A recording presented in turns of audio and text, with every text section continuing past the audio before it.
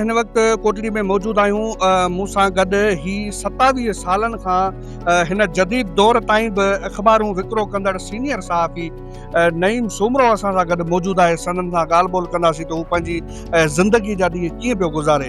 हेॾे जदीद दौर में नईम साहिब कीअं पिया अख़बारूं खपायो, छा हलनि पियूं ऐं हिन साइकिल ते हेॾो पंधु करे अचो पिया, केतिरे टाइम खां अख़बारूं हलायो पिया? वॾी महिरबानी सर। हाणे दरअसल ॻाल्हि इहा आहे त मां अख़बार जो ही कमु 1999 ईस्वी खां शुरू कयो हुयो, जॾहिं मां सन में राइश पज़ीर हुयुसि। ऐं उते जेको गुलाब कांदड़ नाले हिकिड़ो छोकिरो एजेंसी खणी आयो अख़बार जी, ऐं पोइ उहो अख़बार छॾे वियो, मुंहिंजे हवाले करे वियो। पर शायदि का रोज़ी मुंहिंजी हिन में लिखियलु हुई जो 1999 खां वठी अॼु ॾींहं ताईं पोइ मां हिन अख़बार में जेको सुख थी वियुसि ऐं हिन खां ॿाहिरि न निकिरी सघियुसि। 2001 में मुंहिंजो वाल साहिबु जेको दारूग इरीगेशन हो ऐं ड्यूटी दौरान वफ़ात करे वियो। अधरंग जी मूदी मर्द जी बीमारी में सिविल हॉस्पिटल हैदराबाद में जेको दमदणी हवाले कयो। त उन त घर में जेको आहे असांजे फाका कशी वारी सूरत हाल थी वई न। वाल साहिबु सॼे घर जो गाॾो हलाईंदो, मां वरी थोरी अख़बार विकिणी घर जो गुज़र सफ़र ईअं सुठो हलंदो।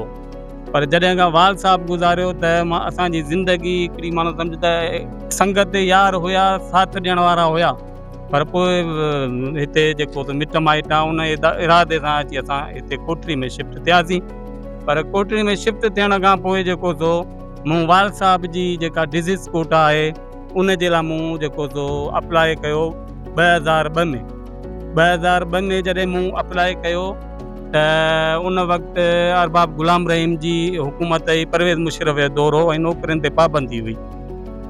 चीफ इंजीनियर इरीगेशन मूंखे चयो त जॾहिं पाबंदी हटंदी त पहिरीं असां तव्हांखे जेको डिज़ीज़ कोटा वारनि खे नौकरियूं ॾींदासीं।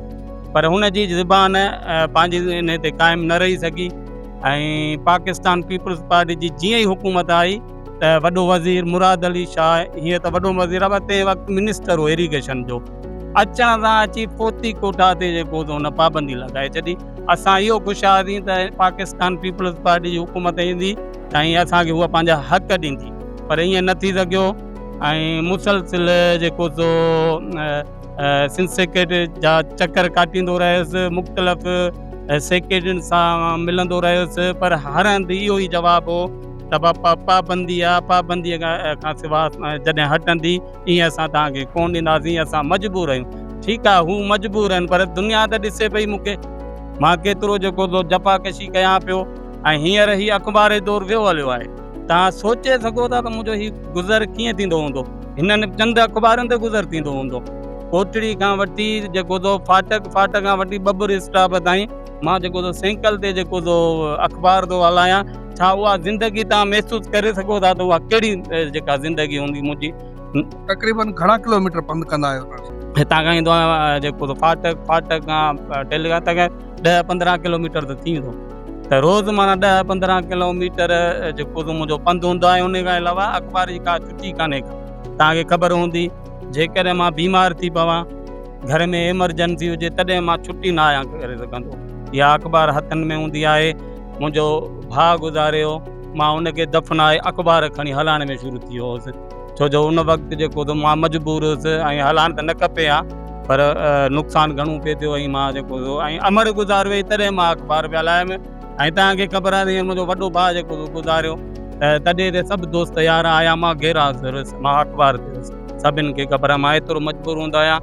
मूं हुकूमत खे ॾाढियूं अपीलियूं कयूं त मुंहिंजी हिन अख़बार मां रोज़ी आहे, चवणु त न खपे, पर हिन जो दौरु न आहे। हींअर मां जेको हीअ हलाए नथो सघां, मुंहिंजो गुज़र सफ़र नथो थी सघे। इन जे करे मूं जेको पंहिंजी डिज़ीज़ कोटा लाइ अप्लाई कयो, जदोजहद कई। हींअर सोशल मीडिया ते मां तमामु घणो निर्वाह रहियुसि, पर आउं त चवां लाइ सुता पिया आहिनि। चूंडियल नुमाइंदा, सियासी समाजी वर्कर सभु सुता पिया आहिनि, ख़ामोश आहिनि, कंहिं बि नोटिस न वरितो मुंहिंजो। त वाक़ई हिन सां एॾो वॾो ज़ुल्म आहे, भला हिन जे लाइ अॻियां असां ॻाल्हायूं, कंहिं कोन ॻाल्हायो।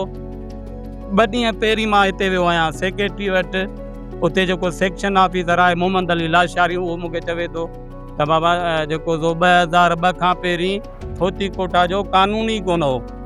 अरे बाबा, जॾहिं फोती कोटा जो कानून कोन हो त तव्हां 27 साल 26 साल मूंखे रुलायो छो? मुंहिंजा जेका तव्हां कागज़ जेके जमा कया फौती कोटा ते उहे तव्हां छो वरिता? तव्हां ईअं चई सघो था त कानून हुयो पॉलिसी कोन हुई, पर हीअ चए थो मुर्गो कानून ई कोन हो। माना असांखे हिकिड़ो बेवकूफ़ बणाए सिंधी क़ौम खे जाइल सम्झी असांजी नौकरियुनि ते हू हाणे छा कंदा जो हू खपाए 50-50 लख 20-20 लख 30-30 लख भई हिकिड़ो रोज़गार जो ज़रियो बणाए वेठा आहिनि।